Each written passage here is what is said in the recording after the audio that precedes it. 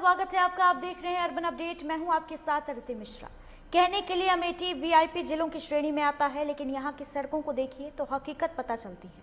हालांकि यहां पर जनप्रतिनिधियों के द्वारा समय समय पर तमाम सड़कों का लोकार्पण और शिलान्यास जरूर किया जाता है, लेकिन इसके बाद भी सड़कों की हालत खस्ता है। रिपोर्ट देखिए।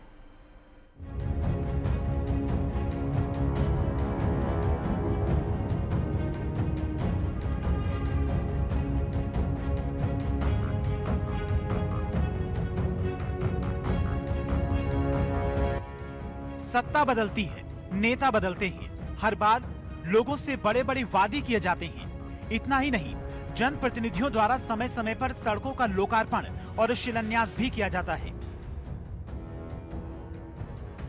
लेकिन सड़कों की हालत सुधरने का नाम नहीं लेती है। चाहे वो गांव की सड़कें हों या फिर शहर की सड़कें, सड़कों की बदहाली ज्यों की त्यों रह जाती है। ऐसा ही कुछ हाल केंद्रीय मंत्री स्मृति ईरानी के जिले का है। यहाँ सड़कें अपनी मरम्मत की आस लगाए बैठी हुई हैं। अमेठी तहसील मुख्यालय से संग्रामपुर ब्लॉक, थाना और जिले की सुप्रसिद्ध पौराणिक स्थल मां कालिका के धाम कालीकन को जाने वाली सड़क जर्जर हालत में है। इस सड़क की हालत पिछले 1 सालों से बद से बदतर हो चुकी है।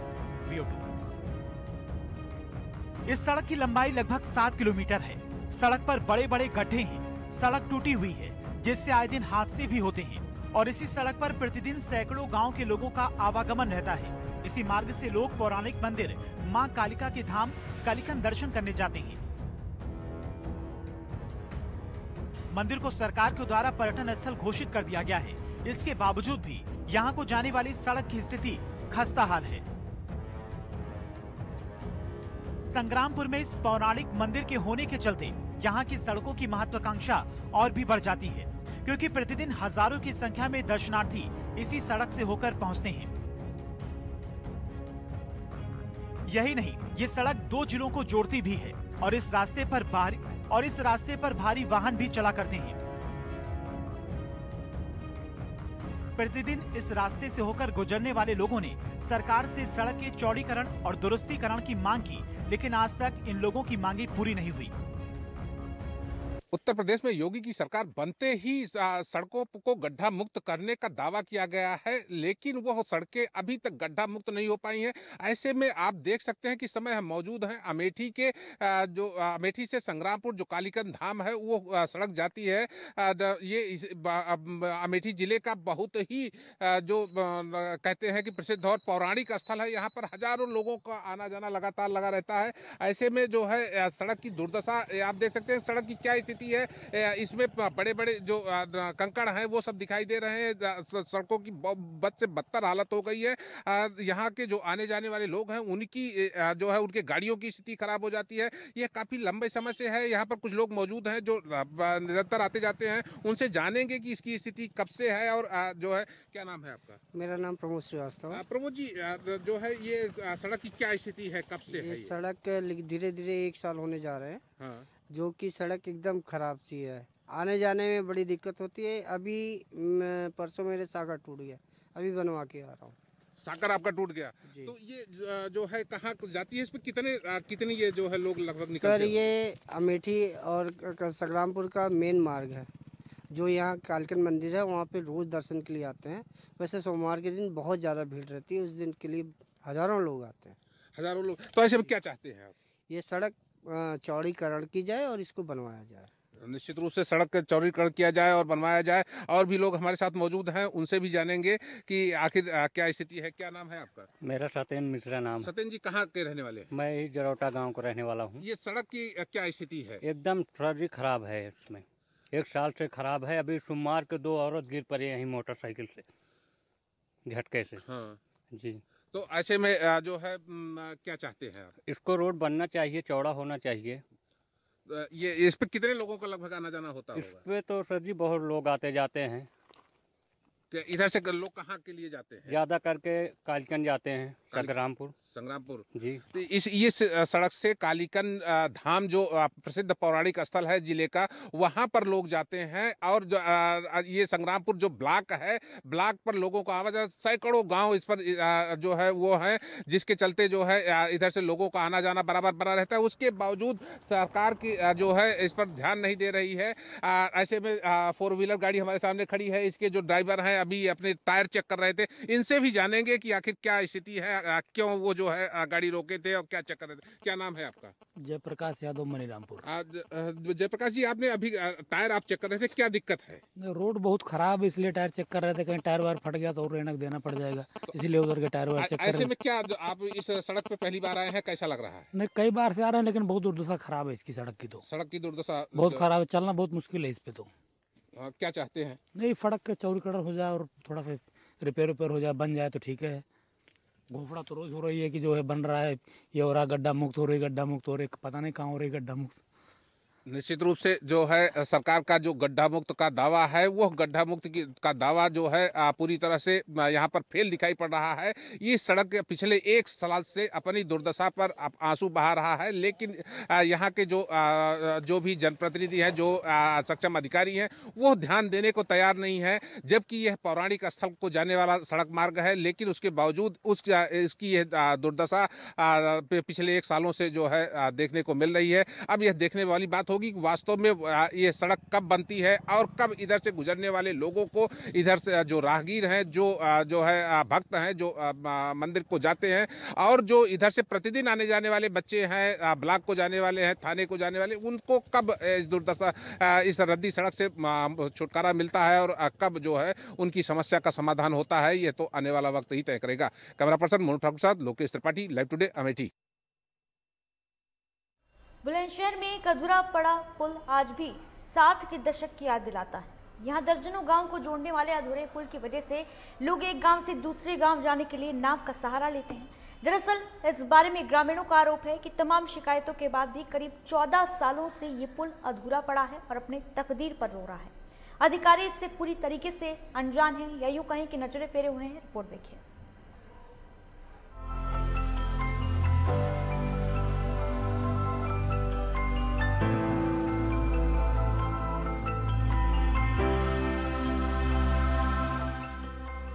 आप ये तस्वीरें अपनी टीवी स्क्रीन पर देख रहे हैं। तस्वीरों को देखकर आपको हैरानी तो जरूर हो रही होगी।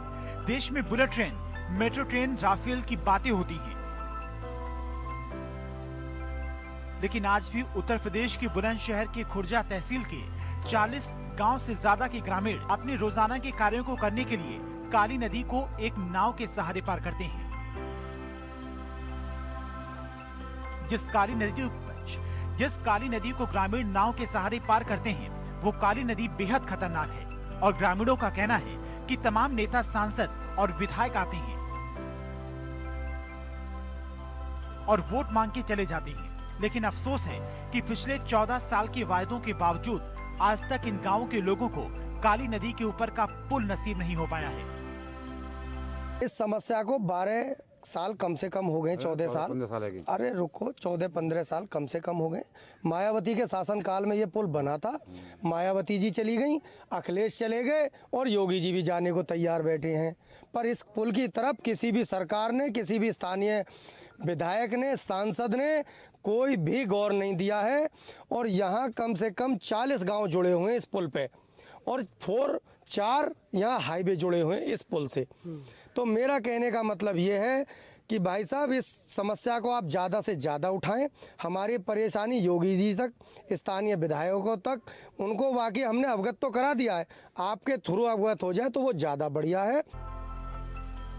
ग्रामीणों के मुताबिक एक गांव को दूसरे गांव और कस्बों को जोड़ने के लिए इस पुल का निर्माण पूर्व सीएम मायावती के शासनकाल में शुरू कराया गया था। सरकार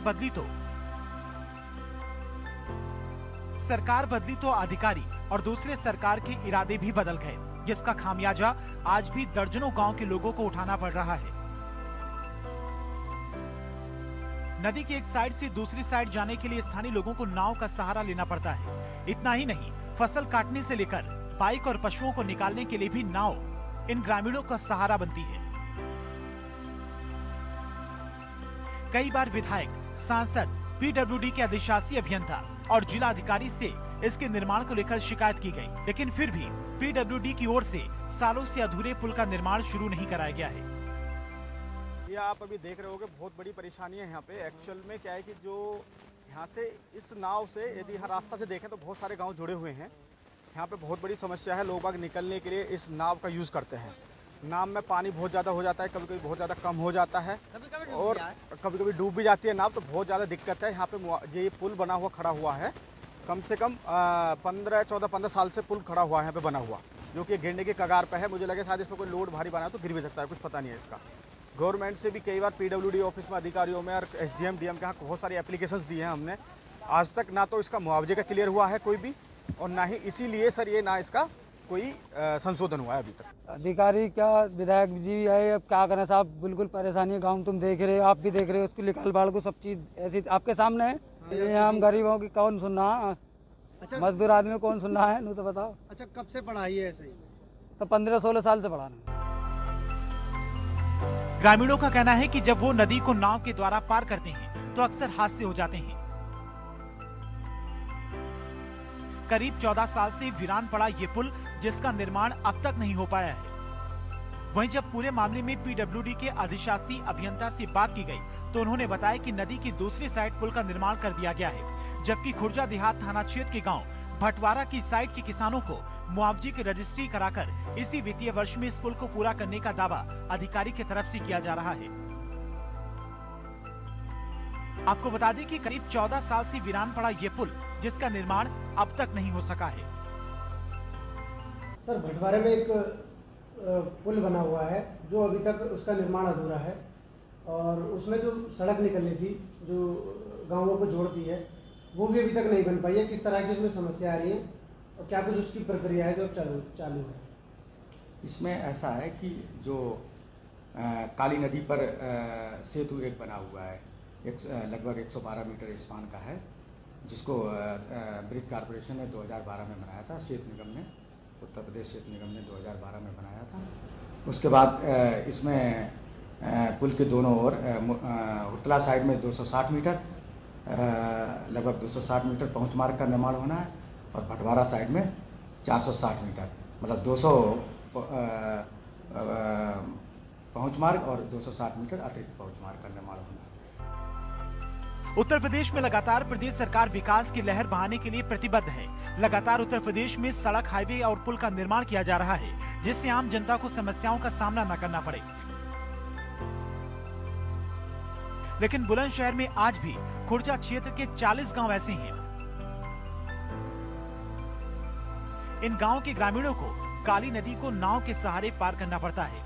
बुलंदशहर से मुकेश कुमार की रिपोर्ट, लाइव टुडे। फिलहाल यहाँ वक्त एक छोटे से ब्रेक का है, जल्द लौटेंगे।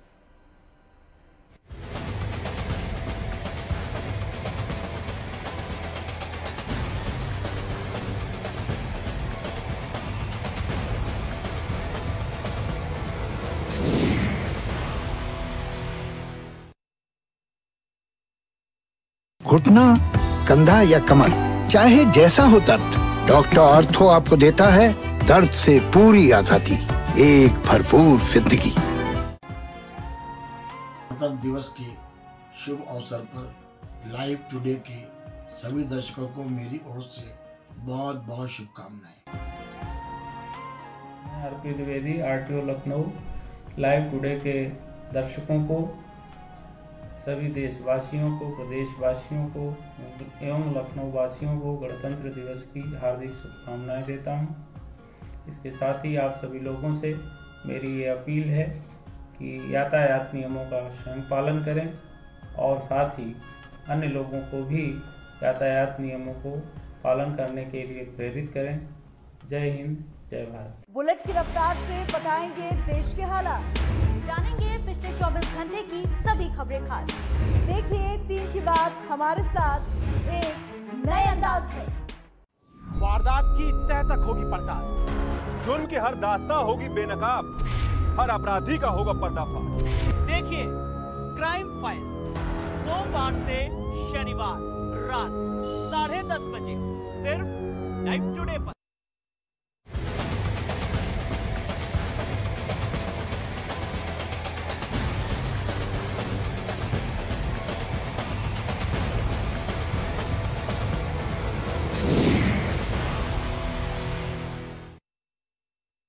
ब्रेक के बाद स्वागत है आपका। 150 से अधिक प्रजातियों के पक्षियों को पनाह देने वाला गिधवा और परसदा गांव में छत्तीसगढ़ का पहला पक्षी महोत्सव का आयोजन किया जा रहा है।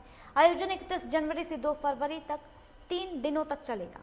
वन विभाग, दुर्ग डिवीजन और बेमेतरा जिले में आने वाले इन गांवों में ये आयोजन होगा और इसकी तैयारियां वन विभाग के द्वारा की जा रही हैं।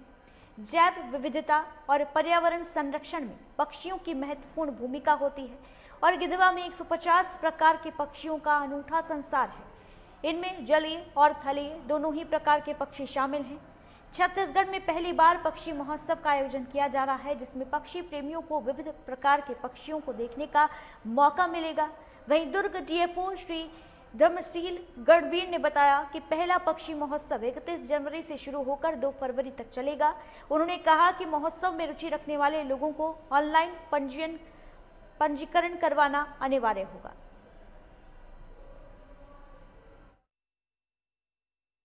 यहाँ गिधवा और परसदा में 3 दिवसीय पक्षी महोत्सव मनाया जा रहा है, 31, 1 और 2 फरवरी को।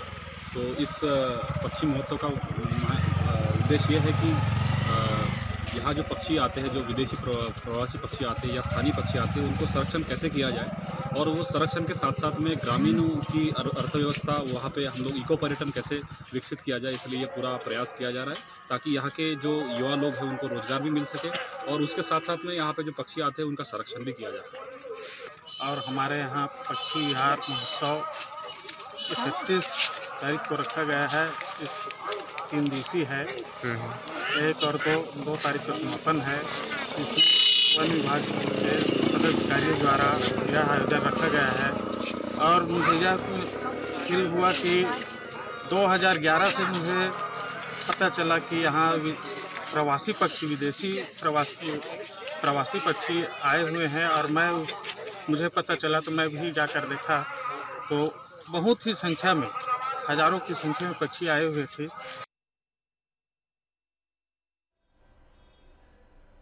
गाजियाबाद के मुरादनगर के शमशान घाट हादसे के बाद मुख्यमंत्री योगी आदित्यनाथ ने सभी जिलों के डीएम को निर्देशित कर सरकारी निर्माण कार्यों की गुणवत्ता और मानक की जांच पड़ताल के लिए स्पष्ट आदेश दिए थे और इसी को ध्यान में रखते हुए गाजियाबाद के डीएम अजय शंकर पांडे ने टीम गठित कर नगर निगम, नगर पंचायत, नगर पालिका और ग्राम पंचायत की टीम को गठित कर निरीक्षण करने का आदेश दिया है और आदेश को मद्देनजर रखते हुए एसडीएम सदर डीपी पाल ने अपनी टीम को साथ में लेकर डासना नगर पंचायत में कई निर्माण कार्यों का निरीक्षण किया।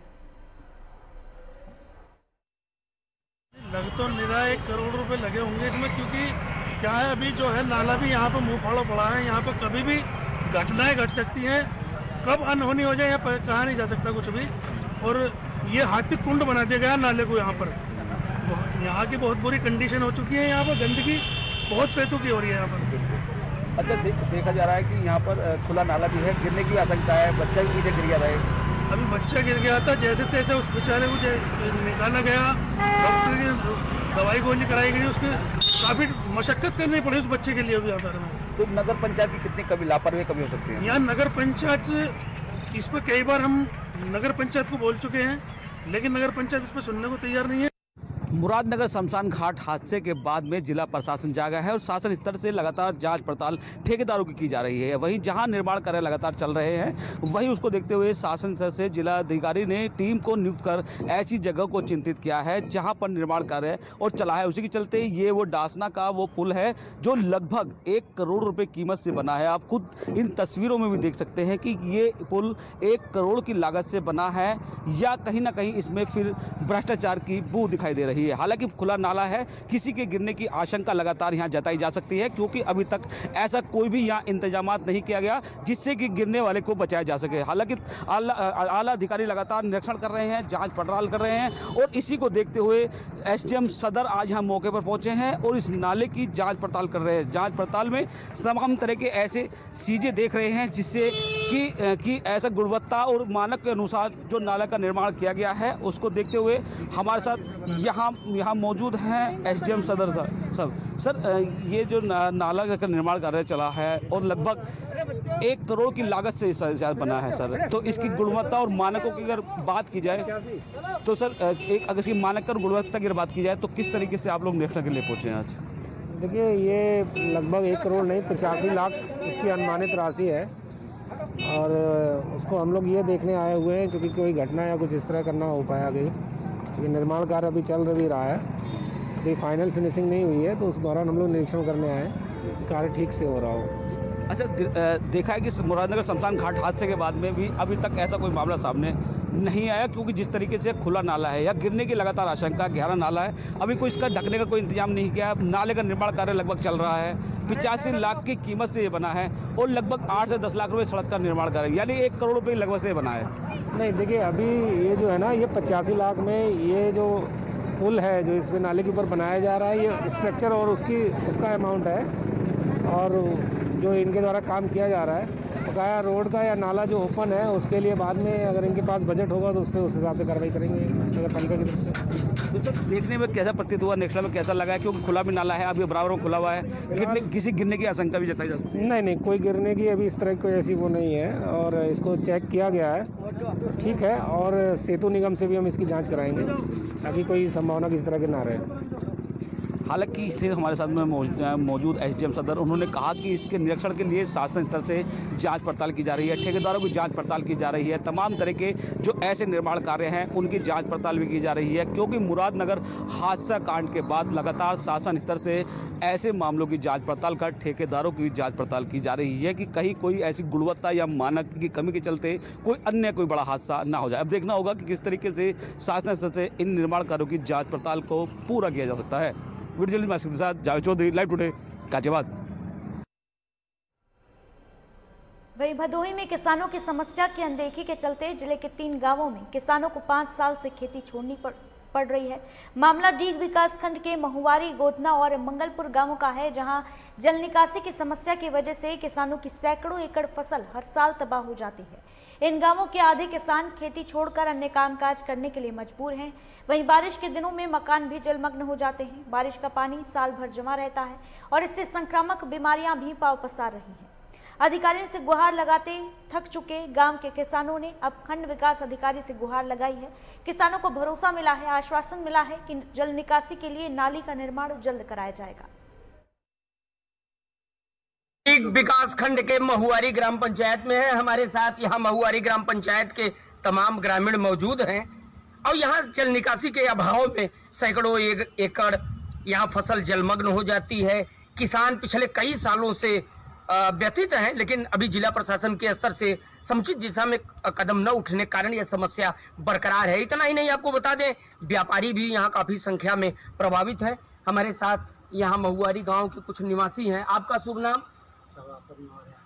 मौर्या जी, क्या समस्या है महुआरी ग्राम पंचायत में ये सिंचाई की और ये जो जल निकासी के अभाव में लोग यहाँ परेशान रहते हैं, किसान व्यथित है, खेती नहीं कर पा रहे हैं, तो दिक्कतें क्या हैं?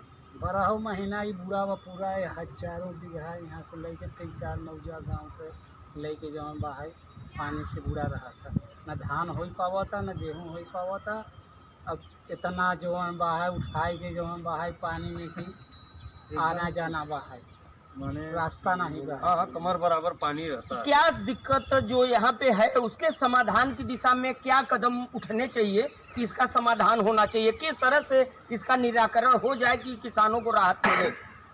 अब यही नाला खुदाई जाए, नाला बदे कई बार जो है यहाँ देवाता है, लेकिन यहाँ के जो अधिकारी हैं कि सुने वाला हवे नहीं के हैं कि जो पानी जब बरसा था बुरा रहा था, अधिकारी लोग ज्ञानपुर से आवत हैं, लेकिन बस देखे के बाद जो बा फिर चला गए, कान मूद लेन, एक बाद फिर दर्शन नहीं दें, फिर कब हम जो बा किसान लोग हल्ला पुल्ला करें, फिर यहाँ तो कहीं कि हाँ बन जाए, लेकिन वो कोनो ध्यान उत्तबा नहीं जो बा है।